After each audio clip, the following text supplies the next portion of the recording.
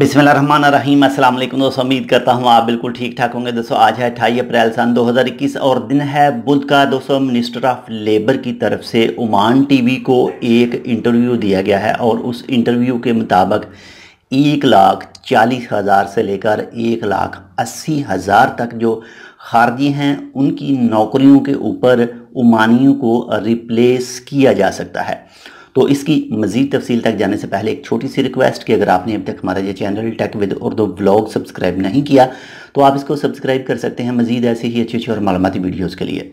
तो minister of labour का जो इंटरव्यू है उसके मुताबिक जो ओमान के अंदर जो टोटल इस वक्त खारजी हैं उनकी तादाद 15 लाख के करीब है। 15 लाख से ऊपर ये थोड़ी सी नीचे हो सकती है। तो इस तरह से अगर उन टोटल 15 लाख का 10% लें तो 1,40,000 से लेकर 1,80,000 तक ऐसी नौकरियां मौजूद हैं जो थोड़ी सी हाई लेवल की हैं। तो उनके ऊपर ओमानियों को रिप्लेस किया जा सकता है। तो ऐसा ही कुछ नतीजा आप देख सकते हैं।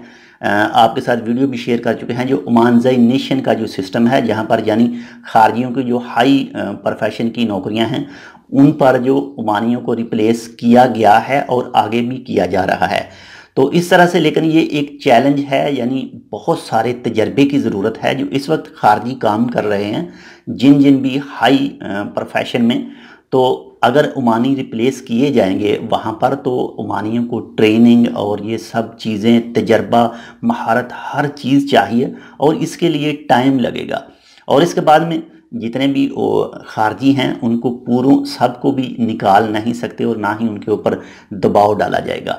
बाकी सिर्फ और सिर्फ इन टोटल में से सिर्फ 10% ही एक्सचेंज किए जाएं, रिप्लेस किए जाएं तो 1,40,000 से 1,80,000 तक नौकरियां पैदा की जा सकती हैं ओमानियों के लिए।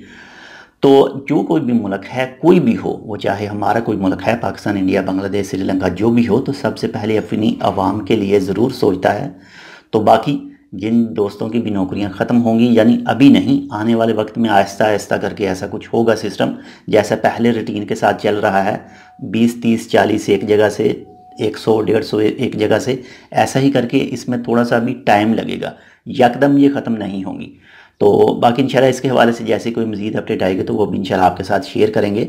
ये एक सिर्फ इंटरव्यू है और उसने अपना जो एक लाहे अमल है वो बताया है कि इस तरह हो सकता है। बाकी जो इसके हवाले से मज़ीद अपडेट आएगी तो वो भी इंशाल्लाह आपके साथ शेयर करेंगे।